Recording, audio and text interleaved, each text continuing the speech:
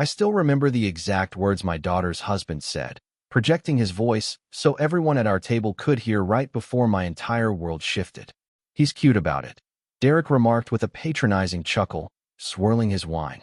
"He really believes he's building a massive empire in his retirement." That was the exact second I decided I was done playing the role of the quiet, harmless old man. My name is Arthur Sterling. I'm 58 years old, and I'm going to tell you about the night my own daughter stood up at her anniversary party, a celebration I paid for, and encouraged a room full of corporate executives to laugh at me. What none of them understood was that roughly half the people in that room worked for logistics networks I secretly owned. Let me explain. I spent 30 years at Harbor Steel as a chief logistics architect. I knew every crane, every route, and every shipping bottleneck that cost the company millions. I had built their entire regional supply chain from scratch. They let me go on a rainy Tuesday afternoon during a 10-minute meeting. The HR representative called it restructuring, but the truth was simple. A new vice president wanted his own younger, cheaper staff, and the corporate balance sheet decided a 55-year-old with 3 decades of experience was too expensive to keep. I sat in my driveway for 20 minutes that afternoon, watching the windshield wipers clear the rain. Then, I walked inside, brewed a fresh pot of coffee, and made a decision. I wasn't done. I had 30 years of operational knowledge that didn't dissolve just because a corporate VP decided I was surplus.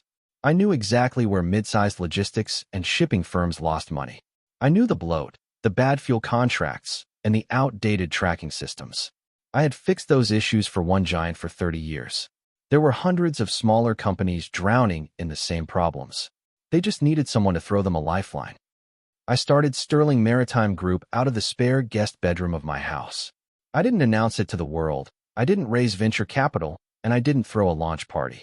It was just me, a whiteboard, my laptop, and a database of shipping companies I knew were running inefficient operations.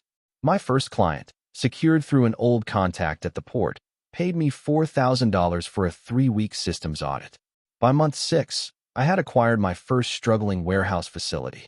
By the end of year 1, the profit margins were telling a story I hadn't dared to dream when I was laid off.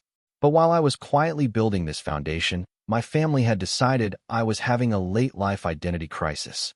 My daughter, Jillian, is 32. She married Derek Vance 5 years ago. Derek is a regional cargo coordinator at a logistics firm called Summit Freight.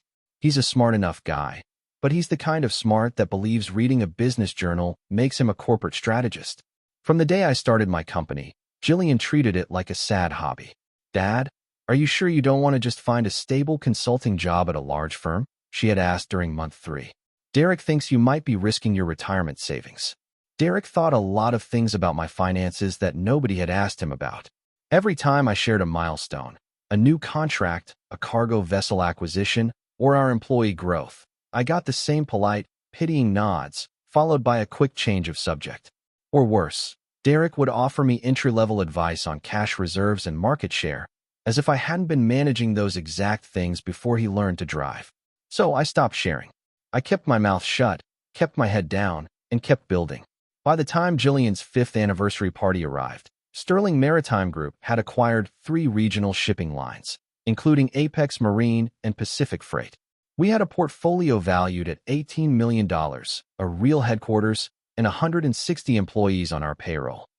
For weeks before the anniversary party, Jillian called me. She needed help covering the cost of the catering and the venue, an elegant ballroom overlooking the harbor. I agreed immediately. I was her father, and despite her skepticism, I loved her. But then she added, "Dad, please don't talk about your business stuff tonight. Derek's boss, the vice president of Summit Freight, is going to be there. These are serious, high-level corporate people, and I just don't want things to get awkward." I told her I understood. I promised to keep my work out of the conversation.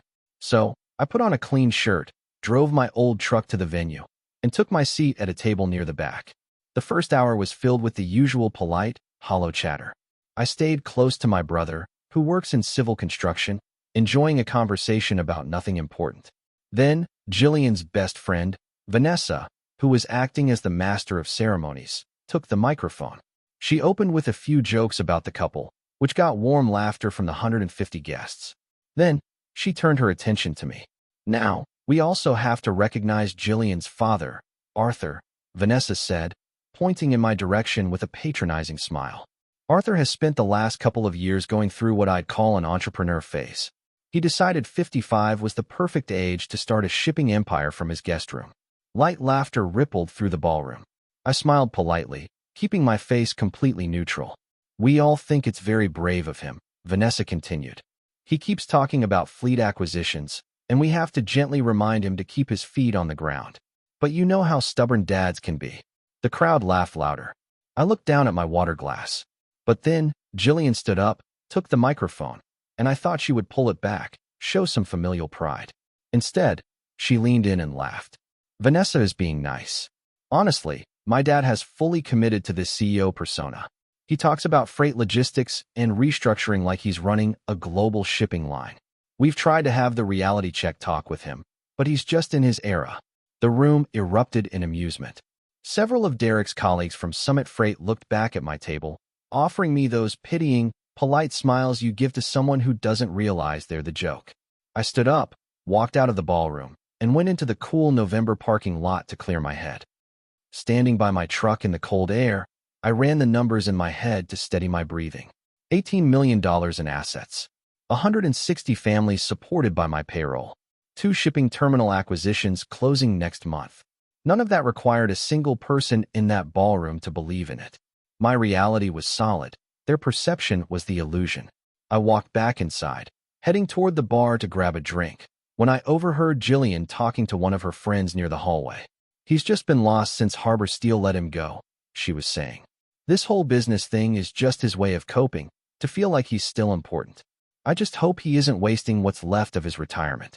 Derek says the numbers he talks about don't make any sense. I didn't stop. I walked past, ensuring she didn't see my face, and sat back down at my table. 20 minutes later, a man in a dark suit sat in the empty chair across from me. He had the calm, heavy presence of a senior executive. Arthur, I don't think we've met. Richard Vance. I'm the VP of Operations at Summit Freight. I'm Derek's boss. We shook hands. He was direct and professional. Derek mentioned you do some consulting in shipping operations. What kind of projects do you handle? I was tired. Tired of playing small. Tired of maintaining the lie of my own insignificance. I run Sterling Maritime Group, I said, looking him in the eye. We specialize in acquiring and restructuring mid-sized logistics and dry bulk shipping networks. We currently own 3 regional lines. Richard Vance's polite smile froze. His eyes went completely still, his brain running through the names. Did you say? Sterling Maritime Group, he asked, his voice dropping an octave. That's correct, I said.